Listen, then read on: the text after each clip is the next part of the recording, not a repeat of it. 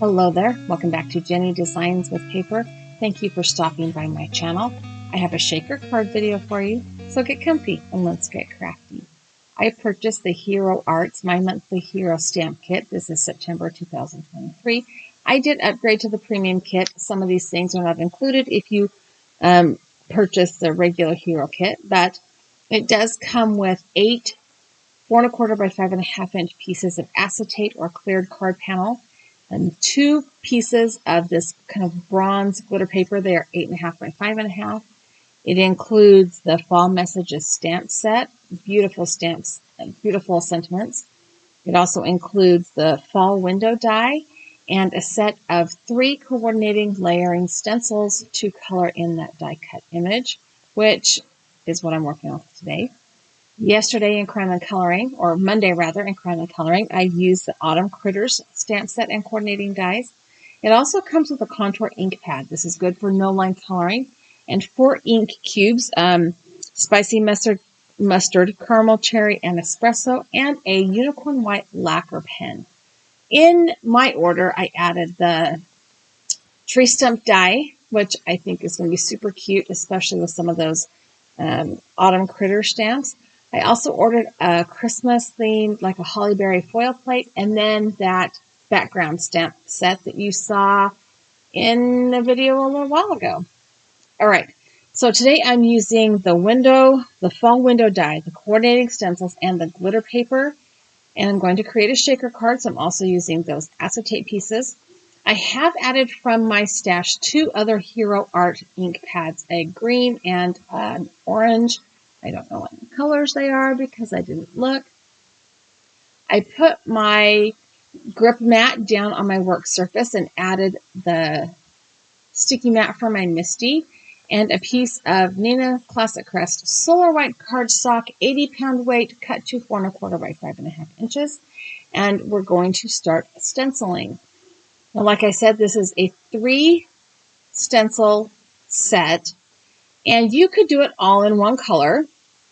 But of course, I'm a little extra, so I'm not going to do that. They are labeled A, B, and C. I will be using the colors that came in the kit as well as those other 2 inks that I added from a previous kit, like years ago kit. And we're going to ink blend bits and pieces at a time. So one of the things about this window die that I love is it has all of these mushrooms. Okay, for the record, I don't eat mushrooms. I think they're gross, but they're cute to look at. I find mushrooms just completely disgusting to eat. I don't eat them in any way, shape, or form unless you sneak them into my food, ground up in some kind of magical powder that I cannot taste or smell. That being said, they make really cute images on cards. And I am using 2 Post-its that I've torn in half to kind of separate each piece or each image from the other so I can add different colors. If I were to do things differently, or when I should say, because I love this and I will be using it more than one time, I will die cut first and ink blend the die cut frame. I will use the stencils not in order. I will use the B stencil last because the B stencil is all of the branches that you're going to naturally want to do and maybe the darker inks. And I feel like that was overshadowed just a little bit. What else would I do differently? I would use a larger piece of paper and then trim it down to fit my card front. So all of those colors we just did were stencil number 1 or stencil A. This is stencil B. And you can see that it really does have just the veining to the leaves and some of the darker detail spots on the mushrooms and the acorns and the pine cones. And like I said, I think that next time I will do this stencil last. And even if I use the same color as the leaves for the veining, I think I would still do it last. But I think it would look really cool to have that espresso ink as the veining on the leaves. I don't know, just my 2 cents. All right, we're hopping into the 3rd stencil. These do line up really easily. And as you can see in all 4 corners, they do have registration squares. So if you're using a larger piece of paper and you ink through those registration squares, you can line your stencils up that way as well. But I just felt like they lined up easily without even worrying about that. So here is the whole inked image. I'm going to go ahead and lay my die down on top of it. I will secure it in place with some painter's tape that I'm going to de-stickify, if that's a word, on my skin so that it doesn't tear my paper. Before I started making this card, I did run the die through a piece of just scrap cardstock in my scrap stash because I wasn't sure how it cut. So it cuts the entirety of the center out, but it doesn't cut the outside edge. So it is a window die, not a wreath die. It is properly named, but I wasn't sure exactly what that meant. So my plan is to trim down this kind of sparkly glitter. It's kind of a rose gold or bronzy colored glitter paper, and then add some iridescent shaker bits on top. Before I do that, I have to prepare my card panel with the acetate. So I have pulled out my tape and tear or whatever, tear and tape. I don't know what order those words go in. Really sticky double-sided tape that I can tear with my fingers. I am putting one line of that tape all the way around as close to the edge as I can get it. And then I'm going to burnish it down because I want to make sure the tape sticks and I only peel up the backing liner, which sometimes with this tape, they all try to come up at one time. Going to use my pokey tool to peel off the release tape.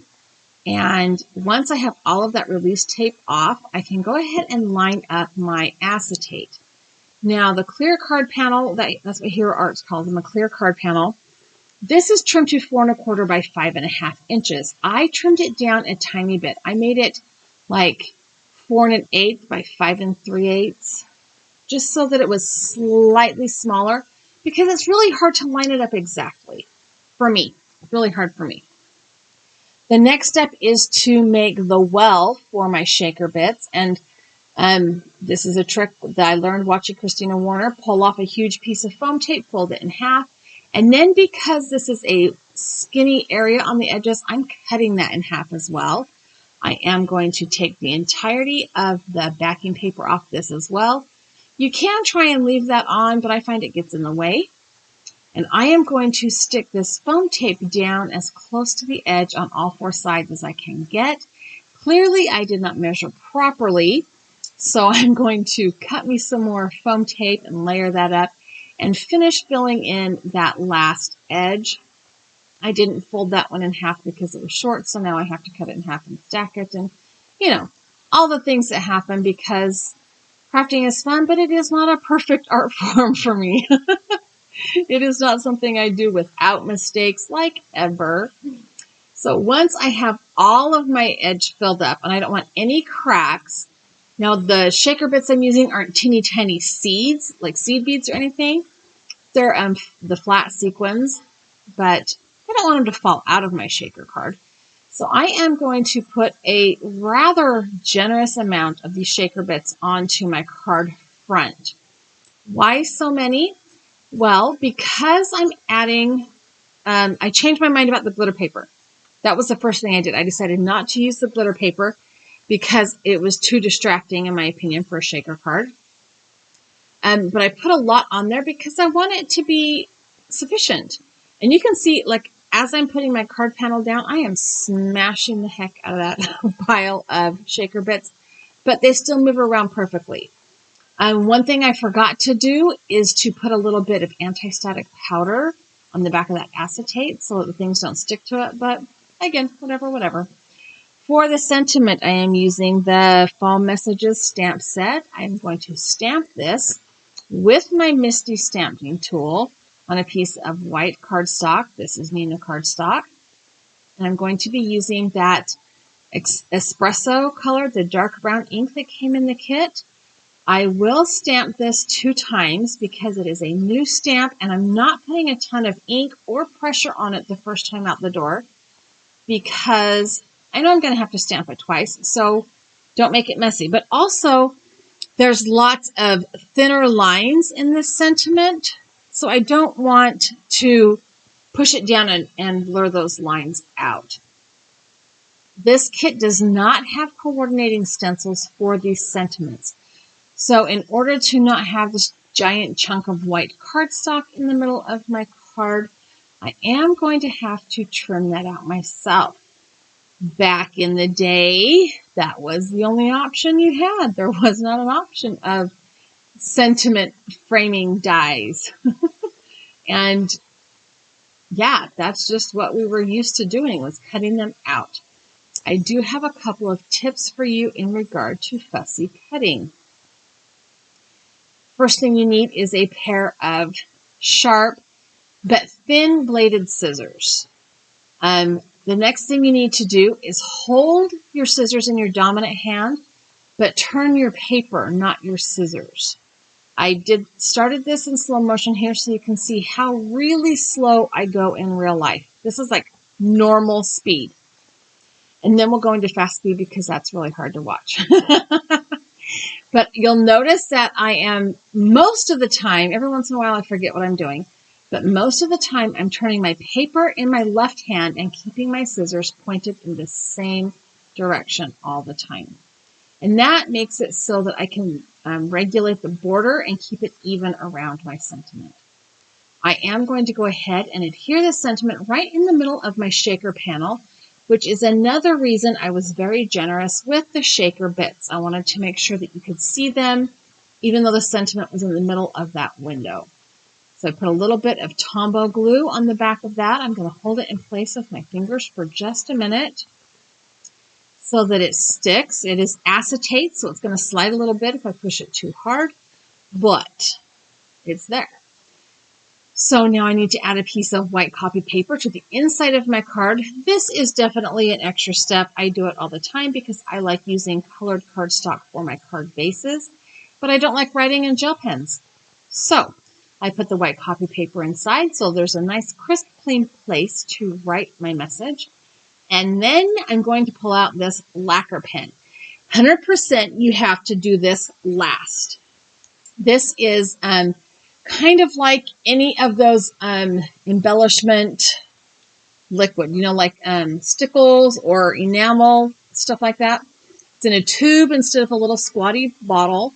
And I am just going to use this white lacquer pen to create the dots on my mushroom caps. I believe that Hero Arts has more than one color of this pen, but the kit came with the white one because of the mushrooms, I assume. But, I am, the only thing is it was hard to regulate. It was hard to regulate the size of the dots for me. I didn't practice well enough. But here is the finished card. I love how the shaker elements, because they're iridescent, are picking up the colors of the ink blended frame. And I love how it turned out. Thanks for hanging out with me to the end. Here are a couple of other videos I think you would like. I've also added that subscribe button. If you have not yet subscribed, I would love it if you did. Give me a thumbs up, leave me a comment down below. Tell me how you feel about that giant pile of shaker bits, and have a great day.